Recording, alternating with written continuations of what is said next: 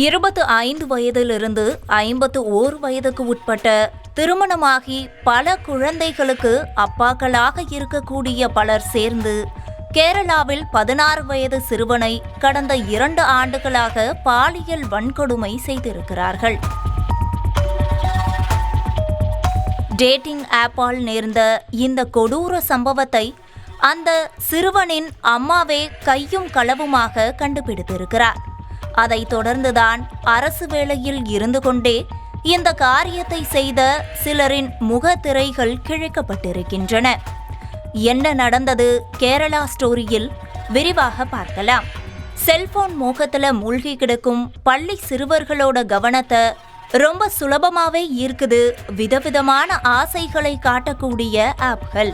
Google play ஸ்டோர்ல கொட்டி கிடக்கும் 18+ ஆப்கள் பலவற்றையும் பள்ளி மாணவர்கள் பலரும் எந்தவித தயக்கமும் இல்லாமல் டவுன்லோட் செஞ்சு பயன்படுத்திட்டு வர்றாங்க.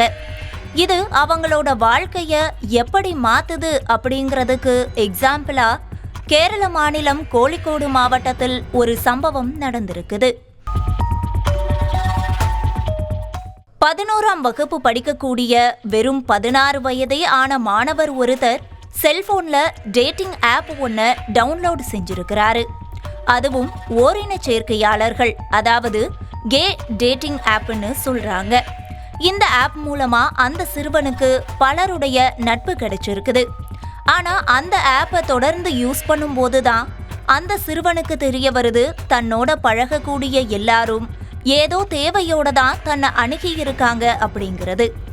இப்போ என்ன செய்யணும்னு தெரியாம தவிச்சிட்டு இருந்த அந்த சிறுவனை டேட்டிங் ஆப் மூலமா அறிமுகமான அந்த நண்பர்கள் பல இடங்களுக்கும் வர சொல்லி இருக்கிறாங்க. அதாவது மாவட்டம் விட்டு மாவட்டம், ஊரு விட்டு ஊருன்னு பல இடங்களுக்கும் அந்த மாணவனை அழைச்சிட்டு போயிருக்கிறதா தெரிய வருது. கோழிக்கோடு, கண்ணூர், எர்ணாகுளம் உள்ளிட்ட மாவட்டங்களுக்கெல்லாம் கூட்டிட்டு போய் அங்க தனியா வீடு, ஹோட்டல்னு எடுத்து இந்த சிறுவனை அந்த கும்பல் தொல்லை செஞ்சிருக்குது. இப்போ கடைசியா கடந்த 14ஆம் தேதி அந்த சிறுவனோட தாய் ஏதோ ஒரு வேலையா வெளியில போயிட்டு வீட்டுக்கு வந்திருக்கிறாங்க. அப்போ வீட்டுக்குள்ள இருந்து யாருன்னே தெரியாத, முன்பின் அறிமுகமில்லாத ஒரு நபர் தலை தெறிக்க ஓடுறாரு. இத பார்த்து சிறுவனோட தாய் ரொம்பவே பதட்டத்தோட அந்த பையன்கிட்ட கேட்டப்போதான் உண்மை வெளியில வருது. முன்ன சொன்னது மாதிரி சிறுவனோட ஒரு காரணத்தோட பழகுன அந்த சிலர் அவரை பல விதமா தொல்லை செஞ்சிருக்கிறாங்க. இதை தவிர்த்து தன்னோட தாய் கிட்டதான் அந்த சிறுவன் பல திடுக்கிடும் தகவல்களை பகிர்ந்திருக்காரு. கிட்டத்தட்ட 2 வருடங்களா சிறுவனை அந்த கும்பல் தொல்லை செஞ்ச விஷயம் தெரிய வருது. இந்த விவகாரம் தொடர்பா காவல் நிலையத்துல புகார் கொடுத்தப்போ போக்சோ வழக்கு பதிவு செய்யப்படுது.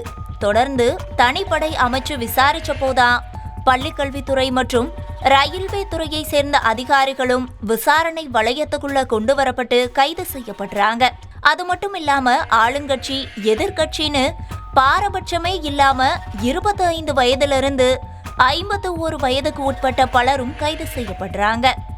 மாணவன் அடையாளம் காட்டியதன் அடிப்படையில கிட்டத்தட்ட 14 பேர் மீது வழக்கு பதிவு செய்யப்பட்ட நிலையில தற்போது வரைக்கும் 9 பேர் கைது செய்யப்பட்டதாகவும் மீதமுள்ள 5 பேருக்கு வலை விரிக்கப்பட்டிருக்கிறதாகவும் கேரள மாநில காவல்துறை தெரிவிச்சிருக்கிறாங்க.